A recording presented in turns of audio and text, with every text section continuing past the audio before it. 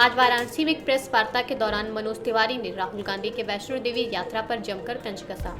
भाजपा सांसद मनोज तिवारी ने कहा कि चुनाव आता है तो राहुल शिव जी के यहाँ आते हैं और माता के मंदिर में भी जाते हैं। उन्होंने आगे कहा कि योगी मोदी को रहने दीजिए, देखिए राहुल गांधी अभी कहाँ कहाँ जाएंगे।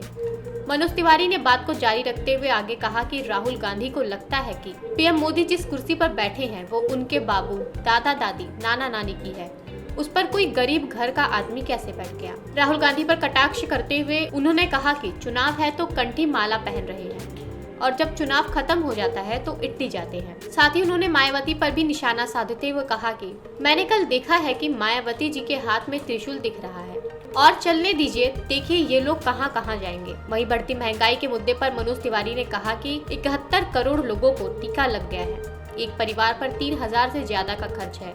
ये देश महान है और सब समझता है।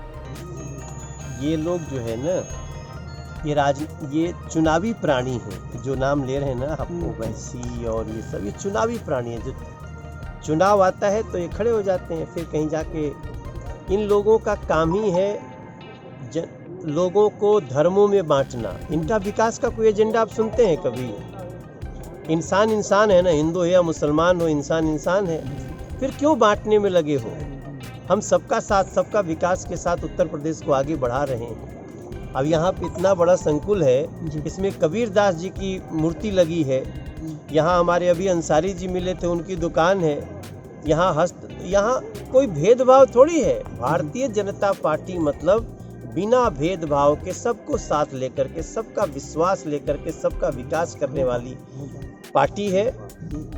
तो हमारा जो मूल सिद्धांत है, देश को मत बांटो। ओवैसी जी जैसे लोगों का सिद्धांत है, वो मुसलमान करते रहेंगे। और ये भैया हर जगह ही दौरा करते हैं। आसामों में दौरा कर रहे थे, बंगालों में, तो क्या हुआ इन लोगों का? इन लोग दौरा आता है कुछ क्यों? कांग्रेस हो, आप बताइए। जब हमने निर्णय लिया नरेंद्र मोदी जी के नेतृत्व में कि हम 8 करोड़ घरों में गैस कनेक्शन देंगे, तो हमने ब्राह्मण और राजपूत और दलित और मुसलमान थोड़ी देखा। हमने अभी, आप सोच लीजिए, पहली बार इस देश में, हम यहाँ जितने लोग खड़े हैं ना, कोई ऐसा व्यक्ति नहीं कह सकता कि मेरे को आरक्षण नहीं मिल रहा है।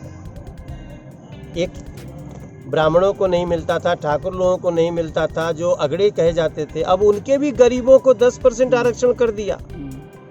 ये सोच किसकी थी? नरेंद्र मोदी जी की सोच थी कि गरीबों को भी आरक्षण मिलना चाहिए। यहाँ तक कि मुस्लिम के समाज के भी लोगों को भी आरक्षण दे दिया। एक बादे वैसी परेशान बढ़त, हम क्या करिए? हम लोग एक विशेष समय में, विशेष संकट के समय में से गुजर रहे हैं। आप देखिए, आपके घर में भी लोगों को वैक्सीन लगा होगा, किसी को पैसा नहीं देना पड़ा होगा। एक वैक्सीन का डोज 550 रुपए का सरकार को पड़ रहा है। तो एक परिवार में अगर सोचिए 5 आदमी होगा तो वो 3000 रुपया सरकार ने दिया। अब सरकार भी करती है तो कहीं ना कहीं से तो जुगाड़ करके ही करेगी। तो ये देश महान है, वो समझता है इस समय प्राण बचाना जरूरी है। और जो नरेंद्र मोदी जी ने देश भर किया, सोचिए अभी जब आपसे बात कर रहा हूँ 71 करोड़ लोगों को वैक्सीन लग गया मेरे भैया। और हम दिसंबर तक इस देश के हर व्यक्ति को हम वैक्सीन लगा देंगे। अब इसके लिए जो थोड़ा बहुत कहीं ना कहीं से पैसा इकट्ठा करना पड़ता है, वो उसका डीजल पेट्रोल में आपको दिखता होगा। बाकी तो ये मोबाइल का कितना सस्ता होगा। पेश है न्यूज बकेट हिंदी मासिक पत्रिका। पढ़ें इस महीने की पूरी खबर विस्तार से हमारे न्यूज बकेट की मैगजीन में। हमारी ई मैगजीन को मुफ्त में पढ़ने के लिए अभी लॉगिन करें www.newsbucket.in पर। इसके अलावा रोज की ताज़ा खबरों के लिए हमारे YouTube चैनल को तुरंत सब्सक्राइब करें।